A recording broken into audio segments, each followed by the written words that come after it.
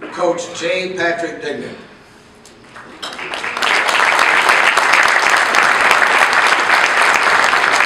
Starting in 1963 at Ypsilanti Roosevelt, Coach Dignan has coached off and on for 40 years, ending at Chelsea in 2013, all as an assistant coach. He has been part of 16 conference championships, 4 undefeated regular seasons, 4 district championships, and the teams he helped coach have been in the state playoffs 13 times. He was inducted to the Ypsilanti High School Hall of Fame in 2000. What coaching has meant to Coach Dignan. I do not know of a profession that has a greater purpose than that of being a strong influence in a positive direction for young people. Coach Dignan's biggest thrills in coaching, having kids come back years later and tell you how much they learned about life from playing football, being part of a team. Also, I can transfer all I've learned to my 4 grandsons. Coach Dignan's additional humorous comment. My father, John Dignan, was Ypsilanti's first all-state football player. And my son, John, was Ypsilanti's last all-state football player. I went to St. Thomas. Ladies and gentlemen, the newest member of the Hall of Fame, Coach J. Patrick Dignan.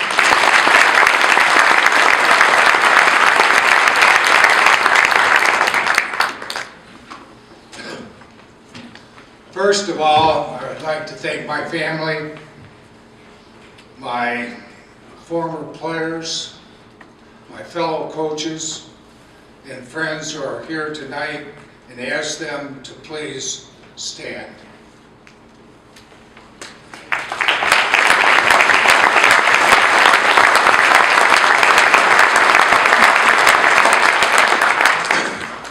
They stood behind me through thick and thin, through victories and defeats, so tonight's honor belongs to them more than it does to me. I couldn't have done it without the support, the sacrifice, and commitment of my loved ones over the past 5 decades.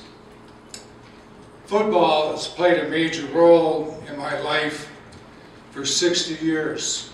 First as a player, then as a coach, and now as a grandparent on the sidelines to watch Ava and Sienna cheerleading for their brother, his team, and watch Jacob, Lucas, and Jonah and Brendan play and develop their skills for a game that often echoes life.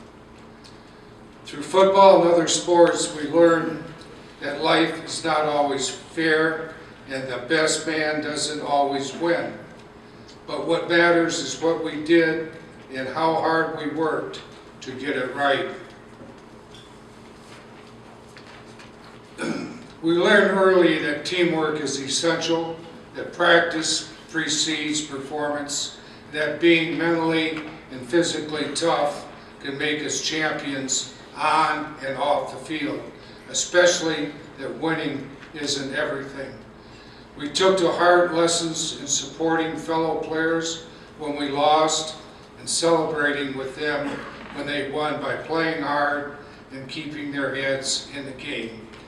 And as much as we hate to admit it, we even learned that warming the bench serves a purpose by teaching patience, perseverance, and reminding us that we aren't always as great as we think we are, or irreplaceable as we sometimes think we are.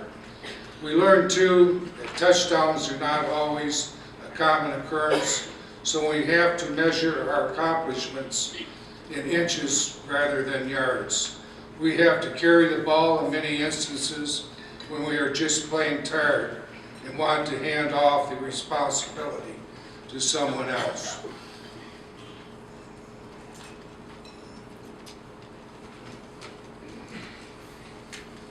Coaching is teaching at the highest level.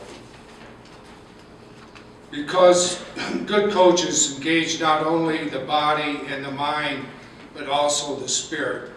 Coaching is a profession that transcends moving X and O's on a chalkboard because it moves people to challenge their own physical and mental limits and reach beyond their limited dreams.